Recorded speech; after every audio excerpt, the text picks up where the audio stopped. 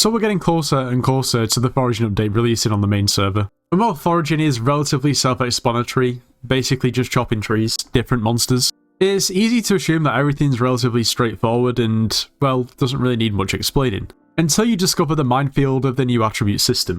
Now, once you understand it, it's okay, but understanding it is, well, pretty difficult in the beginning. We've been so accustomed to the regular attribute system that a huge change is obviously going to be a little bit difficult to wrap your head around. So let's take a look at how this new attribute system actually works, and I'll try and make it as simple as possible. So first of all, the current attribute system is relatively straightforward. For selected pieces of armor, weapons, and pieces of equipment, you'll have 2 slots for attributes, and if they're ideal, they'll be classed as god rolls. Different attributes go together. I'm sure you all pretty much know how this works. The higher tier the attribute, the more buff you get on that singular attribute. And these attribute combinations can be obtained from Kudra or using a Wheel of Fate.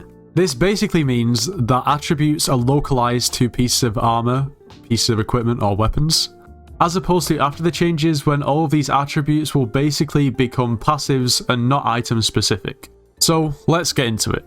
Just before we get into it, at the moment we're actually trying to beat the population of Andorra with subscribers. The population of Andorra is around about 80,000 people. Once we reach 80,000 subscribers, we'll be visiting Andorra and we'll be able to claim that we have more subscribers than the population of the whole country, which would be pretty cool, so make sure to subscribe to make it happen.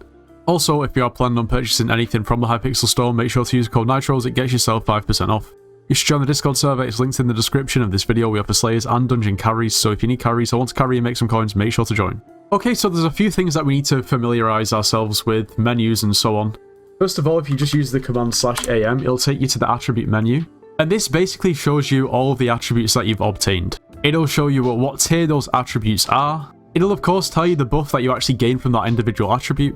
It'll tell you which shard you actually need to get in order to get the buff. You can of course actually disable it and enable it again if you really don't want it on. So that's kind of cool.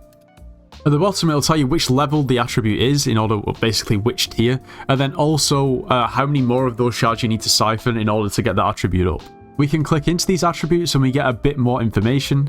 It'll tell you how many shards you need to get in order to max the attributes out, and also at max level what buff you'll actually gain. If you have that attribute, it'll also tell you how you actually obtain the shard.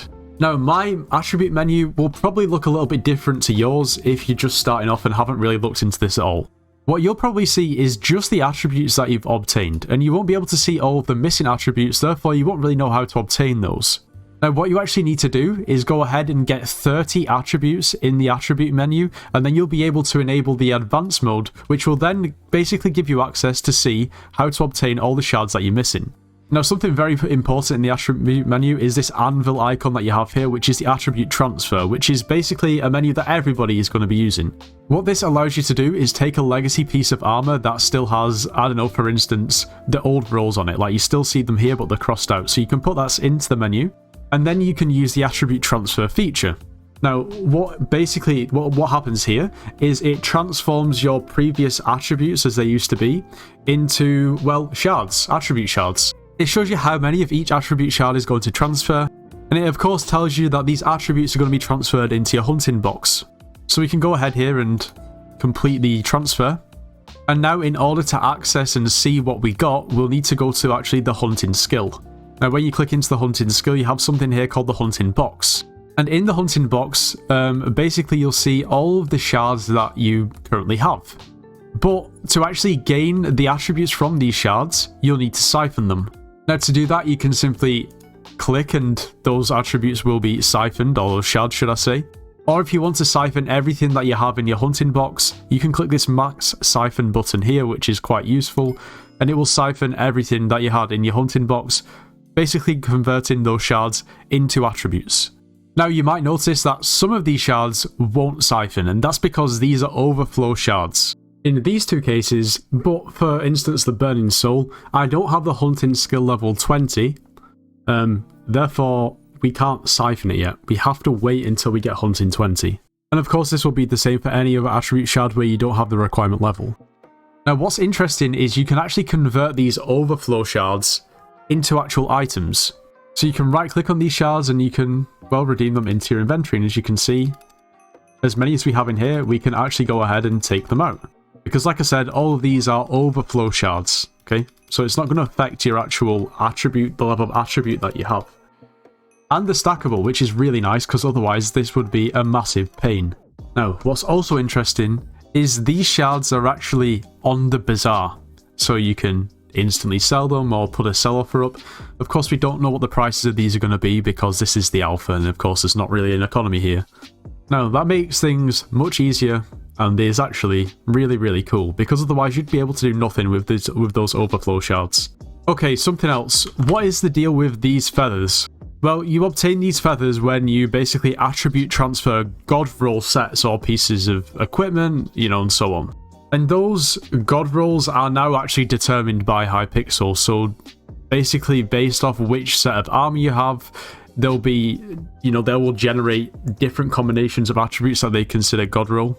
For instance, for Aurora it is mana pool, mana regen.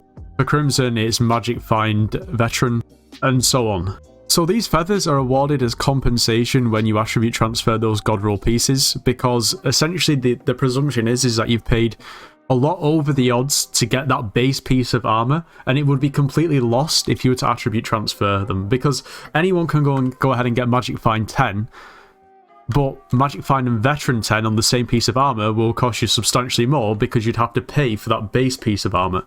Now, right-clicking these feathers will basically act as a credit towards any RNG meter of your choosing, and to be completely honest, it's very, very, very OP, and if you have god roll pieces and you know, I would try to get on Hypixel Skyblock as soon as this update drops.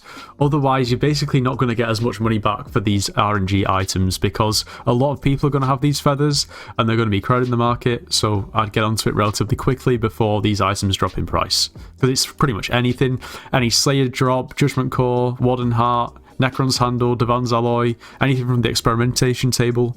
Something else that's pretty important is the fusion machine. Now, if we go to the fusion machine, basically in here what you'll see is basically the overflow attribute shards that you have. As you can see, it shows you the amount of these that you have overflow in your hunting box, and it will tell you that it takes five of these shards required to fuse. Now, what even is this whole menu? To begin a fusion, you need to select shards from your box. You'll then need to select other shards to fuse with them. Once done, you'll be given from 1 to 3 result shards to choose from. Now, if you've got a regular profile, you can sell these overflow shards on the bazaar. If you have an Iron Man profile, then you're a little bit stuck. Now, I'm not saying that if you're not Iron Man, you shouldn't use the fusion box, but it seems like it's more suited towards Iron Man players who basically can't do anything with the overflow shards. But basically what it does is if you have 2 eligible shards, you can basically fuse them together in the efforts to actually produce different shards that you don't already have. Well, you might already have them, but there's obviously a chance that you don't too. Result fusion, once you have a second shard selected, the result shard will appear here. So I went ahead and attribute transferred some other things so I can actually show how this works. So here we have 5 of these thorn shards. We can combine them with 5 of these kraken shards, which is vitality. So now that we've put them both in the menu, we can then see our resulting shards. We can get burning soul shards, or we can get aero shards, which you can see there is actually a new shard. So I'm going to go ahead and take a new shard, why not? Are you sure you want to combine 5 E12 Thorn and 5 L15 Kraken shards together? You obtain 2 aero. This is a special fusion recipe times 2 shards. So sure, I'm trading 5 of these and 5 of these for 2 of these new shards. Cool. Those shards will then appear in the fusion box, which we can then mass siphon, as so. And you can see we've now unlocked basically some new upgrades to our shards. And as you can see, upgrading these attributes gives you a ton of Skyblock XP, a ridiculous amount of Skyblock XP. And that is basically the new system in a nutshell. Now, there is obviously a bit more to it and a bit more in depth that affect other areas of the game. However, I think just the basics, this covers majority of it. And hopefully you have a bit of a better understanding on how this whole new attribute system works. Now, it's of course a whole different topic when you get into how this has affected Kudra and everything else. But really, if you just want to know how these attributes work, I don't think you really need to get into that too much. But anyway, that's going to be all for today's video. If you have enjoyed, make sure to leave a like, subscribe if you're new, and I'll see you in the next one.